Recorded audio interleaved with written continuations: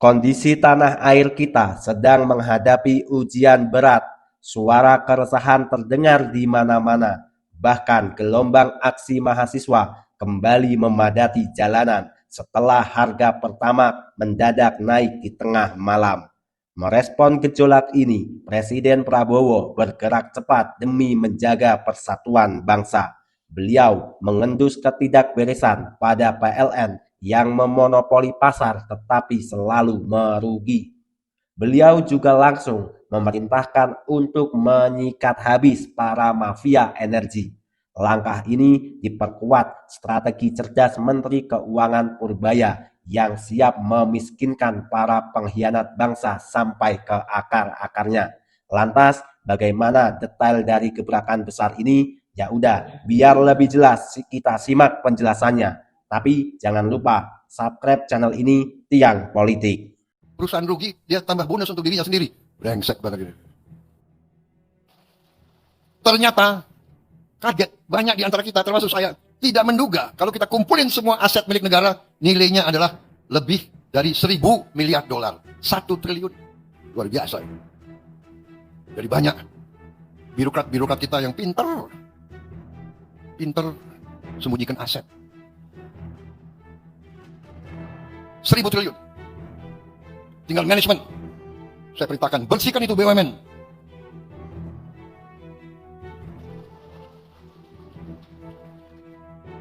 Kadang-kadang nekat-nekat mereka itu. Ya. Diberi kepercayaan oleh negara. Dia kira itu perusahaan nenek moyangnya. Perusahaan rugi, dia tambah bonus untuk dirinya sendiri. Brengsek banget ini. Teman-teman, mari kita uji logika waras kita hari ini. Bayangkan Anda punya satu-satunya warung di sebuah desa. Tidak ada saingan, dan semua warga wajib belanja di tempat Anda setiap hari. Secara hukum ekonomi, Anda seharusnya kaya raya, bukan? Tapi anehnya, institusi pengelola energi kita yang memonopoli listrik dan BBM justru sering dilaporkan merugi dan minta disubsidi oleh uang pajak kita. Lebih ajaibnya lagi, saat perusahaannya tekor dan rakyat disuruh hemat energi, jajaran elitnya justru tetap hidup mewah dan menerima bonus miliaran rupiah. Di mana logikanya? Apakah ini murni salah kelola atau memang ada skema yang sengaja dibiarkan agar segelintir orang tetap makmur di atas penderitaan rakyat? Kita akan bedah tuntas dalam video ini. Dan silahkan Anda tulis di kolom komentar, apakah menurut Anda direksi yang perusahaannya rugi masih layak dapat bonus mewah? Karena dalam ekonomi kita menghadapi pemain-pemain yang punya agenda lain daripada kita. Pemain-pemain di ekonomi ini ada yang niatnya hanya cari keuntungan sebesar-besarnya, tidak peduli rakyat kondisinya kayak apa. Bila perlu, rakyat dimiskinkan terus agar mereka bisa mengisap kekayaan kita, bagikan mengisap darah. Teman-teman, para mafia dan oknum pejabat yang korup itu paling takut kalau rakyatnya mulai cerdas, melek hukum, dan bersatu. Gerakan bersih-bersih ini tidak akan pernah berhasil jika kita sebagai rakyat hanya diam dan apatis. Oleh karena itu, sebelum kita bedah tuntas permainan kotor mereka, ayo kita rapatkan barisan digital kita sekarang juga. Silahkan absen dulu di kolom komentar.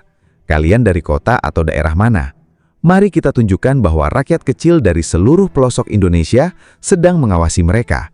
Jangan lupa untuk tekan tombol like, subscribe channel ini, dan sebarkan video ini ke grup-grup WhatsApp atau media sosial kalian.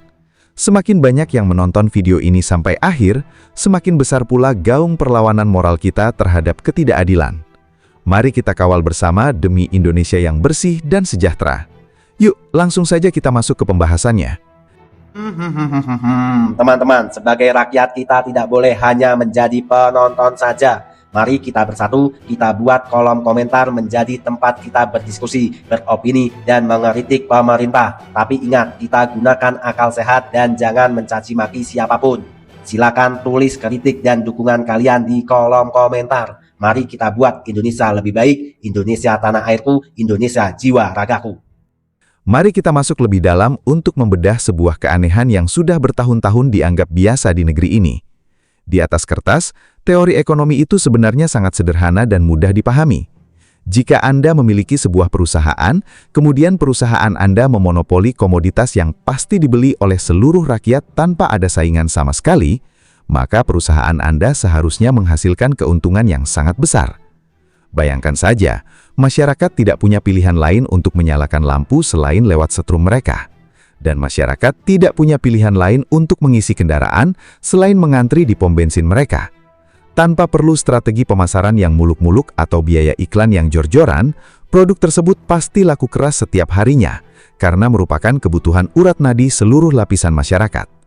Namun aneh bin ajaib, entah mengapa kita sebagai rakyat selalu disuguhi lagu lama yang nadanya sama setiap tahun, yaitu keluhan bahwa mereka merugi, mengalami defisit, dan membutuhkan suntikan dana atau subsidi dari anggaran negara yang berasal dari uang pajak rakyat. Ini adalah sebuah logika terbalik yang sangat membingungkan bagi akal sehat orang awam. Bagaimana bisa sebuah bisnis yang pasarnya sudah dijamin oleh undang-undang dan menguasai hajat hidup orang banyak bisa terus-menerus mengeluh kekurangan uang? Logika ini semakin terbalik dan membuat kita mengelus dada ketika kita mengintip ke dalam dapurnya. Di saat perusahaan berulang kali dilaporkan tekor dan rakyat diminta untuk terus prihatin serta berhemat, jajaran elit dan direksinya justru hidup dalam gelimang mewah. Mereka tetap menerima bonus yang nilainya miliaran rupiah, fasilitas kelas wahid dan tunjangan yang sangat fantastis. Coba kita pikirkan pakai logika sederhana. Di perusahaan swasta manapun di dunia ini, kalau kinerjanya buruk dan perusahaannya rugi, direksinya pasti akan dipotong gajinya atau bahkan langsung dipecat. Tetapi di lembaga pengelola energi kita, rumusnya seolah dibuat terbalik. Perusahaan boleh tekor, tapi kantong pengurusnya harus tetap makmur. Setelah dibongkar dalam berbagai pemeriksaan, ternyata ada trik akuntansi yang sangat lihai di sana, di mana dana subsidi dari uang pajak rakyat justru dimasukkan ke dalam komponen pendapatan perusahaan agar pembukuannya terlihat seolah-olah menghasilkan untung yang bisa dibagi-bagikan sebagai bonus bagi para pengurusnya. Sementara itu, mari kita lihat bagaimana perlakuan yang diterima oleh rakyat kecil di lapangan. Jika ada warga yang kesulitan ekonomi dan terlambat membayar tagihan listrik mereka, hanya dalam hitungan hari saja, petugas lapangan akan langsung datang dengan sangat cepat membawa tang pemutus tanpa ada kompromi sedikit pun. Rakyat kecil langsung dikenakan denda yang mencekik dan ancaman pencabutan meteran. Disinilah letak ketidakadilan yang paling nyata. Kita dipaksa untuk selalu disiplin membiayai gaya hidup mewah para elitnya melalui tarif dan pajak yang kita bayarkan setiap hari. Namun kita dibalas dengan pelayanan yang seringkali mati hidup, alias biarpet. Beruntung, aroma tidak sedap dari manajemen yang tidak sehat ini akhirnya mulai dicium dan diintervensi secara langsung oleh langkah tegas pemerintah agar praktik pemerasan terselubung terhadap rakyat kecil ini bisa dihentikan total. Teman-teman, sudah terlalu lama para mafia energi ini mengeruk keuntungan di atas penderitaan rakyat. Menurut kalian, apakah sudah sepantasnya para perampok uang rakyat ini dijatuhi hukuman seumur hidup sekaligus dikuras habis seluruh hartanya tanpa sisa? Yuk, suarakan opini kalian di kolom komentar sekarang juga. Mari kita rapatkan barisan dan kawal gerakan ini demi mewujudkan Indonesia yang adil dan makmur. Setelah kita melihat bagaimana logika keuangan di dalam perusahaan energi bisa dibolak-balik secara ajaib, sekarang mari kita melangkah lebih jauh untuk membongkar bagaimana sebenarnya cara kerja sistem di belakang layar yang membuat anggaran negara bisa menguap begitu saja. Banyak dari kita sebagai rakyat awam yang sering bertanya-tanya, kita ini kan salah satu negara yang memiliki kekayaan alam dan sumber daya energi yang sangat melimpah. Lalu mengapa untuk urusan harga bahan bakar minyak saja kita seperti menjadi tamu di rumah sendiri? Mengapa kita harus selalu mendongak melihat ketukan palu harga minyak dunia di pasar internasional? Seolah-olah kita tidak punya kendali apapun atas apa yang ada di dalam perut bumi kita? Jawabannya sebenarnya sangat sederhana tapi sekaligus menyakitkan, yaitu karena ada sekelompok oknum yang diuntungkan dan hidup mewah dari setiap liter minyak yang kita impor dari luar negeri. Mereka inilah yang biasa disebut sebagai jaringan mafia impor, sebuah kelompok parasit yang menempel erat pada pipa-pipa distribusi energi kita, menyedot keuntungan hingga triliunan rupiah sementara rakyat harus mengantre di bawah terik matahari demi mendapatkan beberapa liter bahan bakar. Pemerintah sebenarnya sudah lama mengetahui bahwa kunci utama agar negara kita tidak mudah didikte oleh harga global adalah dengan membangun infrastruktur kilang minyak sendiri yang memadai di dalam negeri. Jika kita memiliki kilang yang cukup, kita bisa mengolah minyak mentah kita sendiri, menentukan harga yang adil untuk rakyat, dan menjadi benar-benar mandiri secara energi. Namun selama puluhan tahun, setiap kali ada rencana matang untuk membangun kilang minyak baru, selalu saja ada hambatan halus yang muncul secara misterius. Tiba-tiba muncul alasan bahwa investor tidak tertarik, studinya belum selesai, atau ada kendala teknis yang sengaja dibuat-buat agar proyek tersebut mangkrak dan akhirnya menjadi sebuah proyek gaib yang hanya menghabiskan anggaran. Mengapa ini terus berulang? Jawabannya jelas. Karena jika Indonesia mandiri energi dan memiliki kilang sendiri, maka lapak bisnis para importir ini akan gulung tikar. Mereka tidak akan bisa lagi mempermainkan kuota impor, tidak bisa lagi mengatur siapa yang berhak menyuplai, dan yang paling utama, mereka tidak akan bisa lagi menerima komisi atau uang pelicin dari transaksi gelap di luar negeri. Bagi mereka, membiarkan negara ini terus-menerus bergantung pada impor adalah ladang emas yang tidak boleh kering. Untuk menyembunyikan uang haram hasil mempermainkan anggaran dan proyek ini, para oknum tersebut menggunakan modus operandi yang sangat rapi dan berbelit-belit agar tidak mudah terendus oleh hukum.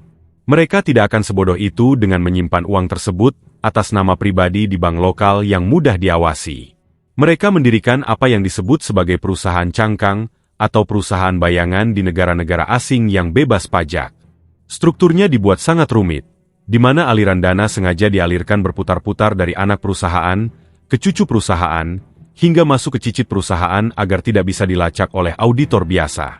Mereka mengira dengan skema akuntansi yang jelimet seperti itu, mereka bisa tidur nyenyak sambil menikmati hasil keringat rakyat kecil. Modus lain yang tidak kalah merugikan bagi kita semua adalah permainan dalam pengadaan barang dan jasa, atau yang bisa kita sebut sebagai pengadaan barang sisa dengan harga selangit. Seringkali kita melihat infrastruktur energi atau pembangkit listrik kita cepat sekali rusak, mengalami gangguan, atau sering bermasalah padahal anggarannya bernilai triliunan rupiah. Mengapa hal itu bisa terjadi?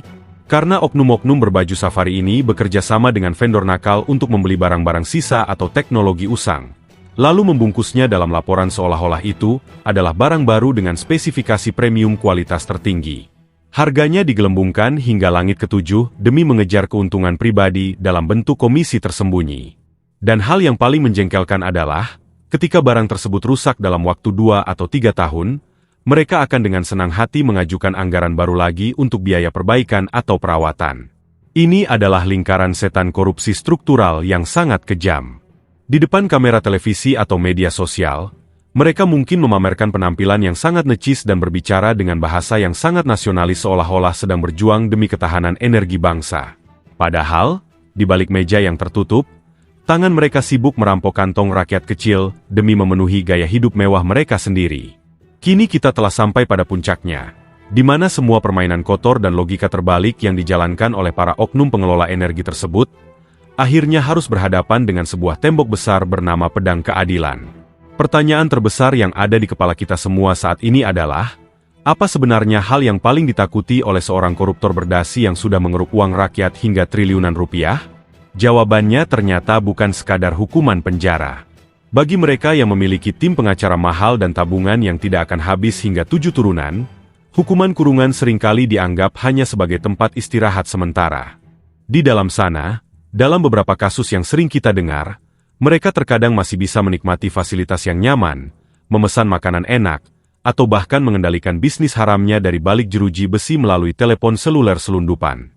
Hukuman penjara beberapa tahun dengan denda yang hanya beberapa miliar rupiah itu dianggap seperti diskon akhir tahun atau sekadar biaya operasional untuk menjadi seorang maling anggaran. Namun, ada satu hal yang benar-benar bisa membuat lutut para oknum dan mafia ini gemetaran, yaitu ketika mereka dipaksa untuk menjadi miskin dan kehilangan seluruh kehormatannya.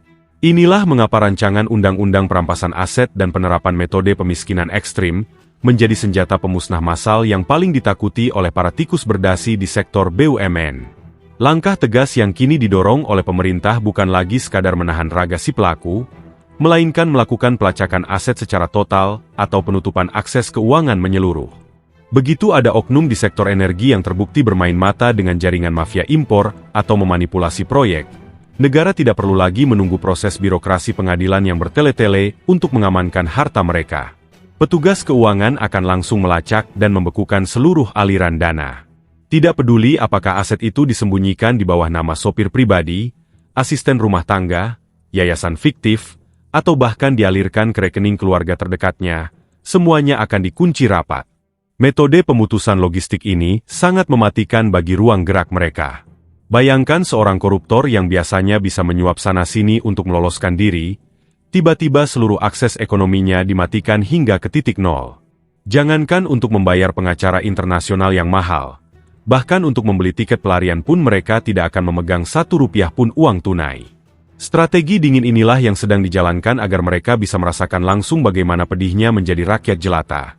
Rakyat yang harus memeras keringat dan memutar otak setiap hari hanya demi membayar tagihan listrik yang terus naik atau mengantre bahan bakar sambil menghitung uang recehan di kantong yang semakin menipis.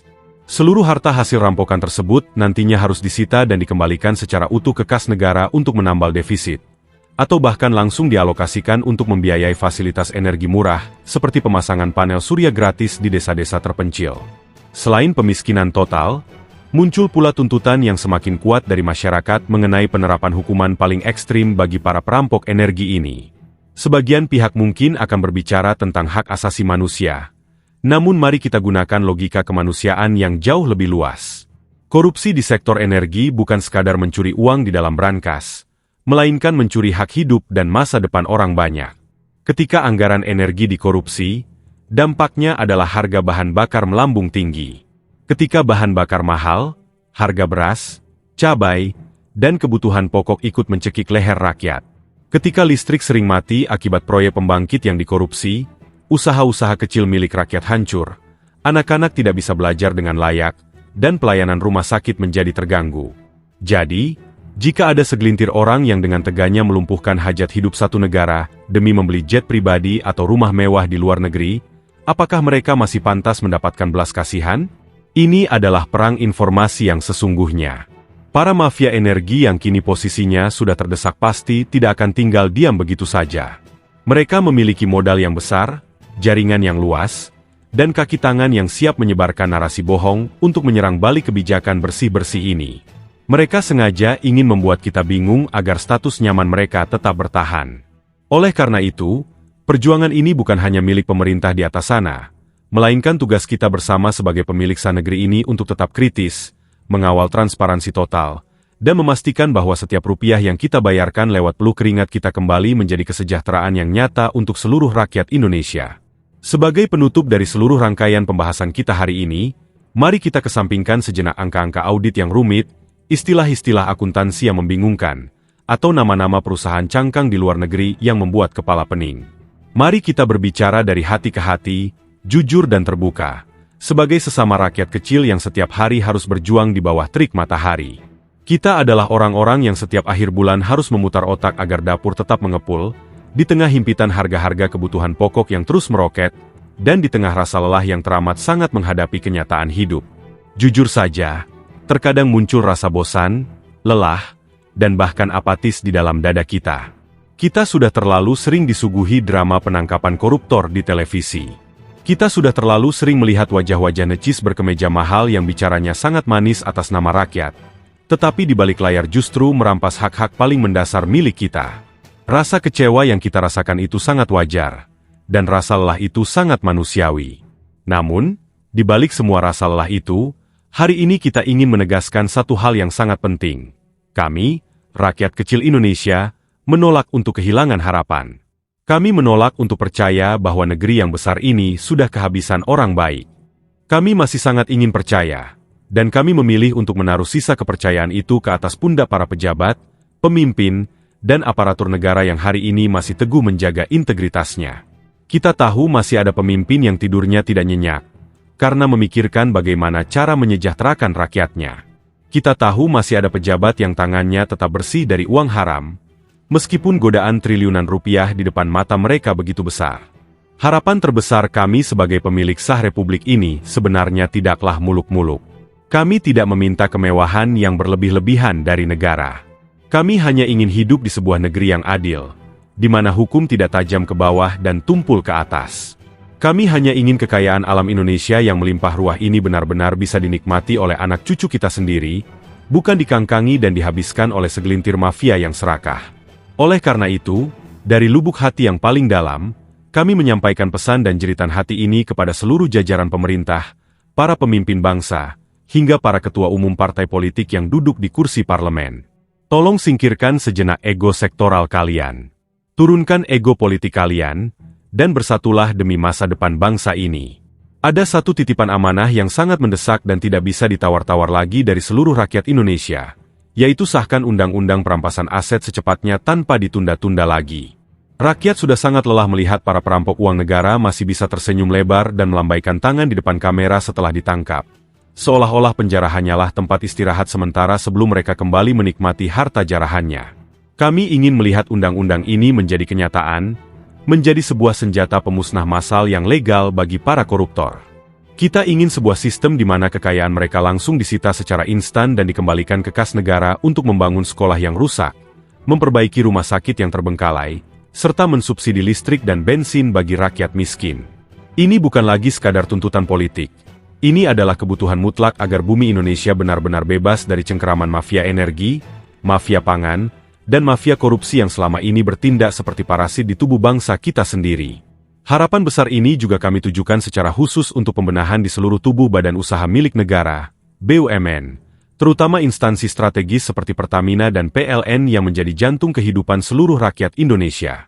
Mulai dari listrik untuk menerangi rumah-rumah di desa terpencil, hingga bahan bakar minyak untuk transportasi dan usaha mikro, semuanya bergantung pada kedua instansi ini. Kami sangat mendambakan sebuah sistem yang jauh lebih baik, transparan, dan akuntabel di dalam tubuh BUMN kita.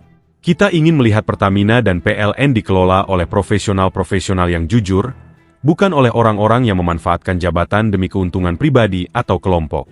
Jika sistem di dalam BUMN ini diperbaiki total dan dibersihkan dari intervensi para mafia, maka kebocoran anggaran bisa ditekan hingga titik nol. Efeknya akan langsung dirasakan oleh rakyat. Tidak ada lagi berita tentang mati lampu massal yang merugikan usaha kecil. Tidak ada lagi kelangkaan bahan bakar yang membuat antrean mengular panjang. Dan yang paling penting, harga energi bisa menjadi lebih murah serta ramah di kantong rakyat kecil. Ketika pemerintah memiliki senjata ampuh berupa undang-undang perampasan aset dan dikombinasikan dengan sistem BUMN yang bersih, maka tidak akan ada lagi celah bagi para tikus berdasi untuk menari di atas kesengsaraan rakyat. Namun, perjuangan besar untuk membersihkan negeri ini tidak akan pernah lengkap jika kita sebagai masyarakat tidak ikut berbenah diri. Di era digital dan keterbukaan informasi seperti sekarang ini, perang yang kita hadapi bukan lagi sekadar perang fisik, melainkan perang informasi dan narasi.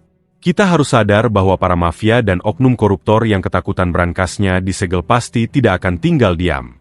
Mereka memiliki modal uang yang sangat besar untuk membeli pengaruh, menggunakan teknologi untuk menyebarkan berita bohong, dan menggerakkan kaki tangan demi memutarbalikkan fakta. Tujuan mereka hanya satu, yaitu membuat citra gerakan bersih-bersih ini terlihat buruk, memicu kegaduhan, dan membuat kita sesama rakyat kecil saling curiga dan saling berantem. Ketika fokus rakyat terpecah oleh pertengkaran yang tidak penting, disitulah para mafia bisa kembali merampok kekayaan negara dengan tenang. Oleh karena itu, harapan terakhir kita adalah agar seluruh elemen masyarakat Indonesia, dari Sabang sampai Merauke, bisa tumbuh menjadi masyarakat yang semakin dewasa, cerdas, dan bijaksana dalam menerima setiap informasi yang beredar luas di media sosial. Jangan mudah terprovokasi oleh judul-judul berita yang sengaja dibuat panas. Jangan mudah diadu domba oleh narasi-narasi titipan yang ingin memecah belah persatuan kita sebagai anak bangsa. Setiap kali kita menerima sebuah informasi yang kontroversial, mari kita biasakan untuk menyaringnya terlebih dahulu sebelum disebarkan. Gunakan logika waras kita, cek fakta yang sebenarnya di lapangan, dan selalu pertanyakan, siapa yang sebenarnya diuntungkan jika masyarakat ribut karena informasi ini? Persatuan kita sebagai rakyat kecil yang cerdas adalah benteng pertahanan terakhir bagi kemajuan bangsa ini. Jika masyarakatnya kompak, memiliki argumen yang kuat, dan tidak bisa lagi dibodoh-bodohi oleh kepentingan politik kotor, maka tidak akan ada satupun kekuatan mafia di negeri ini yang mampu menumbangkan gerakan perubahan menuju Indonesia yang bersih. Mari kita rapatkan barisan, jaga kedewasaan kita dalam berpikir, pantau terus kebijakan pemerintah, dan kawal bersama-sama perjalanan bangsa ini agar benar-benar menjadi negara yang mandiri, bersih, makmur, dan adil seadil-adilnya untuk kita semua. Oke teman-teman, terima kasih masih bersama Tiang Politik. Teman-teman, gimana tanggapannya? Silakan tulis opini tajam kalian di kolom komentar. Tapi ingat teman-teman, jangan mencaci maki siapapun. Gunakan bahasa yang baik, bahasa yang bijak, tunjukkan kepada dunia bahwa bangsa Indonesia adalah bangsa yang cerdas, bangsa yang beradab. Teman-teman, kini saatnya kita beropini, kita berdiskusi bersama-sama. Jika teman-teman ada masukan atau ada kritik, silakan tulis di kolom komentar. Teman-teman, pengelolaan sektor energi di Indonesia selama ini memperlihatkan sebuah keanehan besar. Kok bisa ya teman-teman ya? Sebagai perusahaan yang memegang kendali tunggal, yang memonopoli pasar, tapi kok laporannya selalu merugi? Siapa itu? PLN dan Pertamina. Padahal teman-teman, seluruh rakyat Indonesia yang menggunakan listrik pasti menggunakan jasa dari PLN. Tapi mengapa perusahaan itu katanya selalu rugi? Tapi anehnya teman-teman, para pejabatnya, para direksinya katanya sih tetap hidup mewah. Kok bisa teman-teman? Coba teman tulis di kolom komentar opini teman-teman. Teman-teman, Indonesia ini sebenarnya kaya raya, tapi mengapa banyak rakyat yang sengsara. Ketika rakyat telat bayar listrik aja teman-teman, hanya beberapa bulan langsung dicabut. Tapi kok kerjanya mereka tidak memuaskan. Kadang tidak hujan, tidak ada angin, seringkali listrik padam. Nanti alasannya banyak lah. Kan rakyat bertanya-tanya teman-teman. Logika bisnis sederhana mengatakan bahwa produk yang pasti dibeli oleh ratusan juta rakyat tanpa adanya saingan seharusnya menghasilkan keuntungan yang besar. Ketika yang terjadi adalah sebaliknya, perusahaan tekor tetapi jajaran direksinya tetap makmur dan mendapatkan bonus mewah, maka jelas ada yang salah dalam sistem pengelolaannya teman-teman. Tapi sebagai rakyat kita cuma bisa bertanya-tanya. Kita tidak menuduh, kita tidak bagaimana-bagaimana, kita tetap mengikuti aturan dan kita tetap membayar listrik. Teman-teman, kondisi ini katanya diperparah oleh ulah para mafia yang sengaja menghambat kemandirian energi kita. Demi menjaga keuntungan pribadi dari komisi impor, proyek-proyek penting seperti pembangunan kilang minyak dalam negeri seringkali dibuat mangkrak.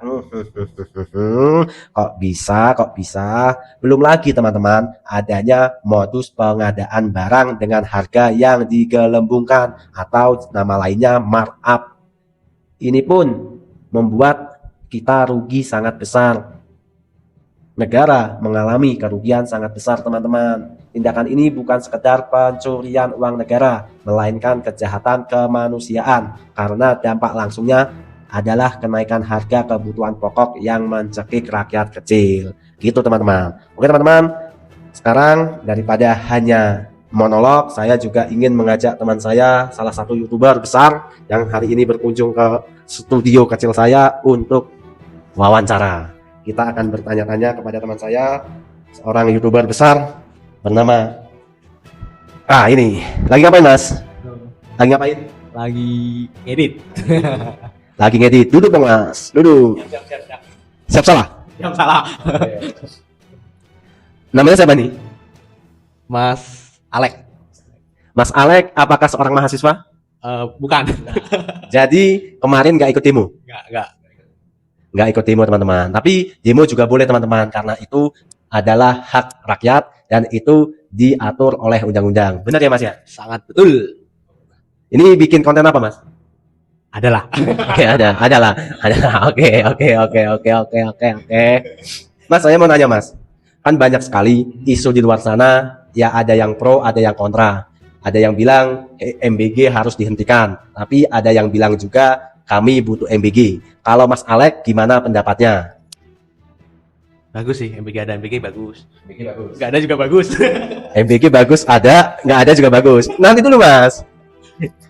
Yang sing tegas dulu Mas.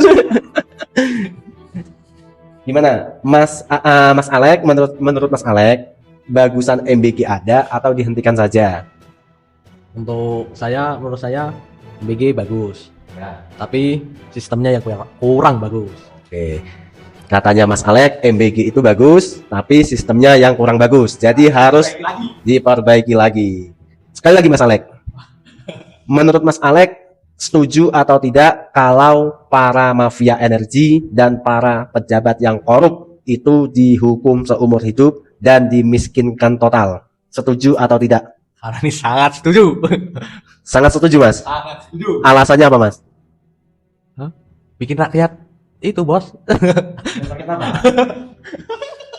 Bikin rakyat apa, Mas? Ya, takut kalau nanti rumahnya ada ting ting ting gitu. Oke, teman-teman. Terima kasih masih bersama Tiang Politik, masih mengikuti kegiatan kami dan konten-konten kami. Terima kasih. Saya Irham, admin Tiang Politik, undur diri. Sampai berjumpa di video selanjutnya. Terima kasih. Merdeka, jangan lupa bahagia.